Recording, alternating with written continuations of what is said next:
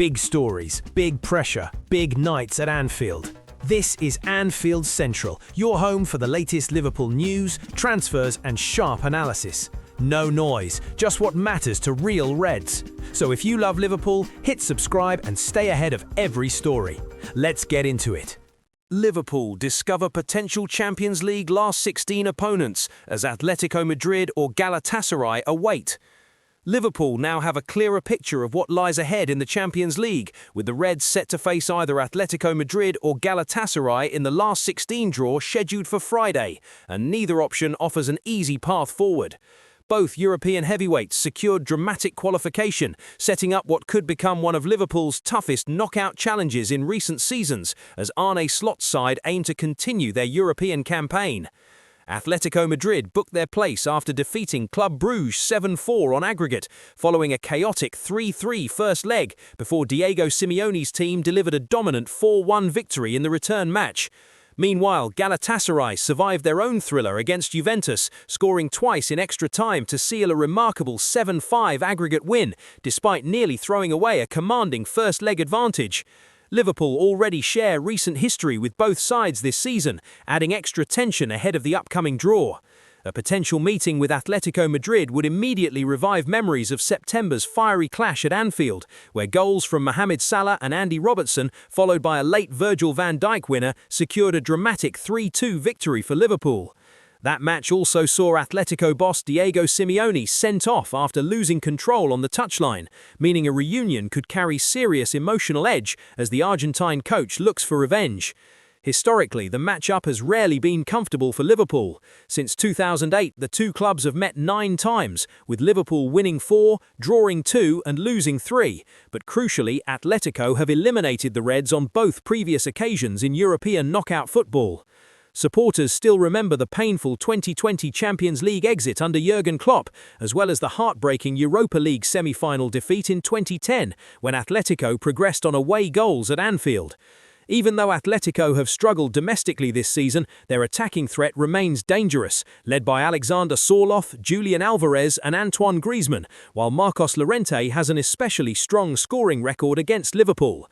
Galatasaray present a very different but equally unpredictable challenge.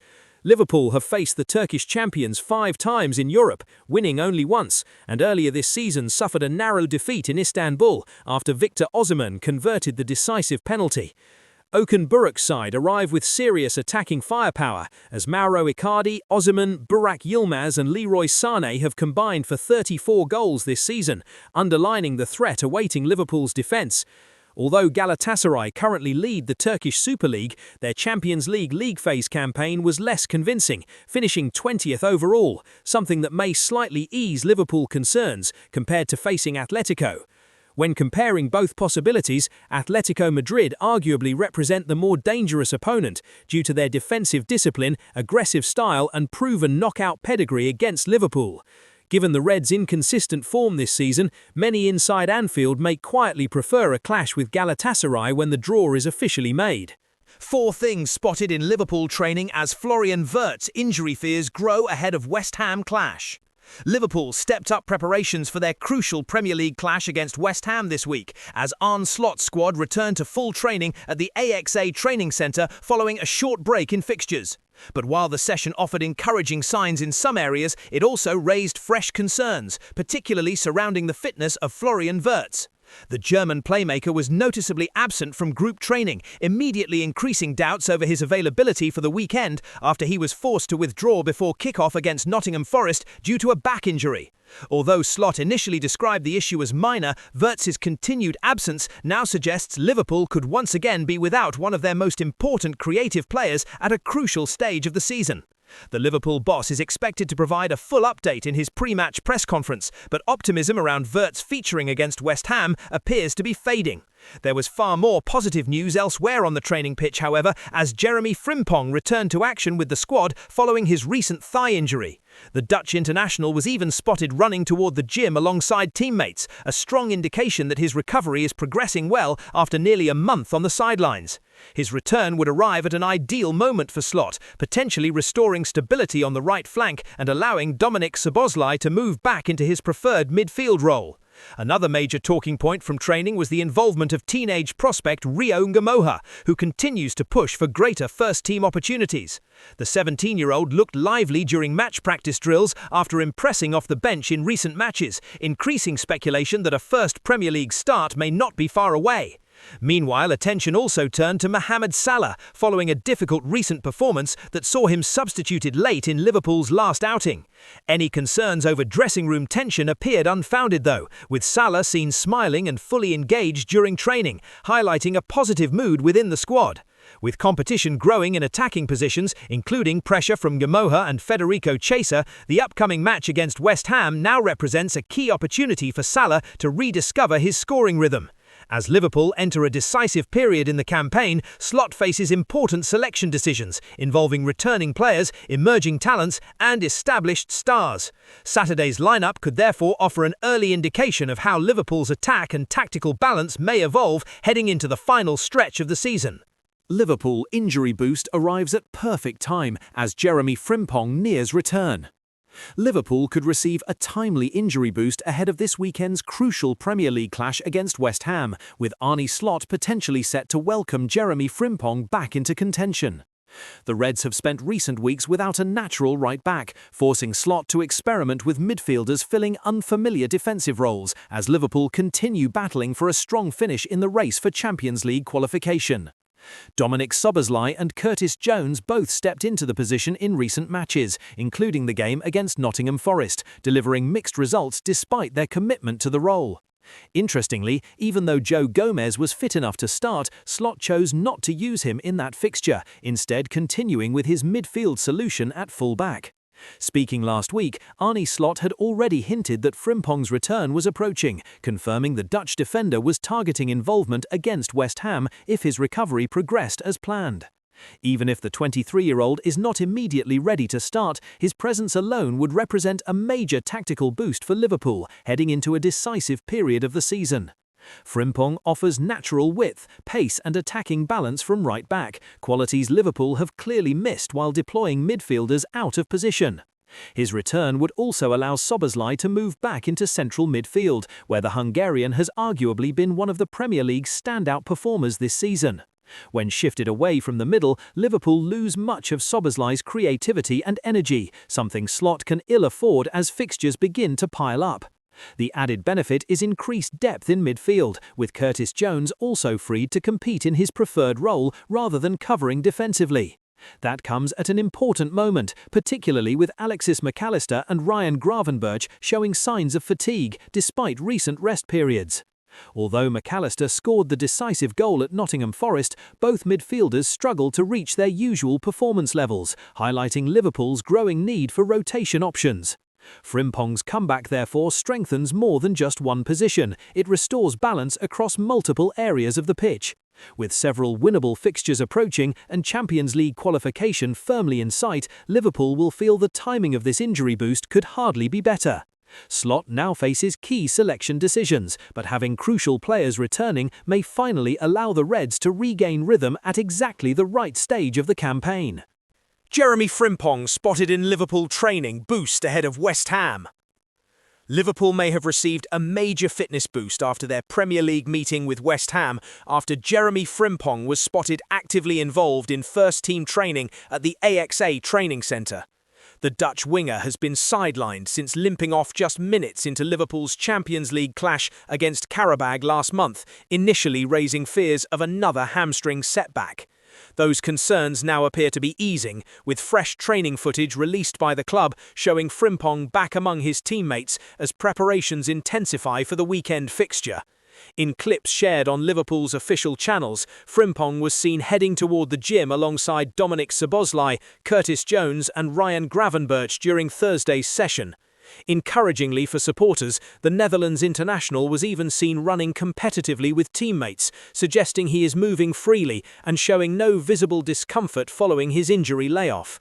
That development strongly hints Frimpong could return to contention against West Ham, providing Arne Slot with a timely option at a stage of the season where squad depth is becoming increasingly important.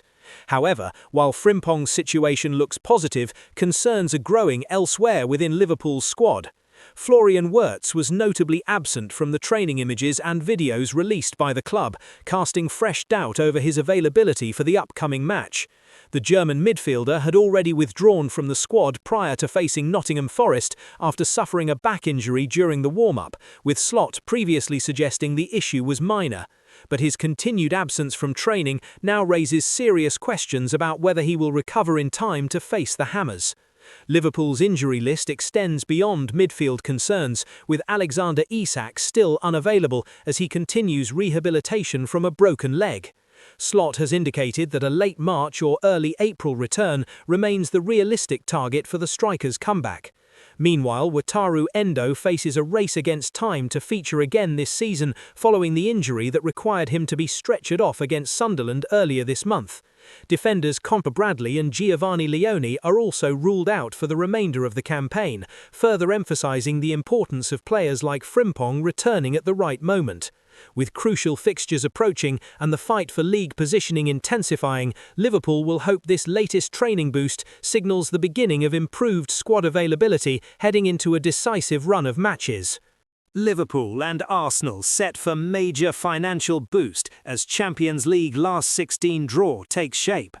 Liverpool and several Premier League rivals are set to receive a significant financial reward after officially reaching the UEFA Champions League round of 16. Progressing to this stage of Europe's elite competition comes with a major bonus, with each qualified club earning around £9.5 million as part of UEFA's performance payment for the 2025-26 season. For Liverpool, the reward arrives at a crucial time as Arne Slot's side continues balancing domestic ambitions with European expectations heading into the decisive phase of the campaign. The Reds secured automatic qualification after finishing third in the Champions League table, confirming their place among Europe's strongest remaining sides. Attention now turns to the upcoming draw, where Liverpool could face either Spanish giants Atletico Madrid or Turkish champions Galatasaray in what promises to be a demanding knockout tie. Both opponents present unique challenges, meaning Liverpool are unlikely to receive an easy route into the quarter-finals, despite their strong league phase performance. Across England, Arsenal topped the Champions League standings and will face either Atalanta or Bayer Leverkusen, while Manchester City, Chelsea and Tottenham also progressed automatically into the last 16 stage. Newcastle joined them after an emphatic aggregate victory over Qarabağ in the playoff round, further strengthening Premier League representation in Europe this season.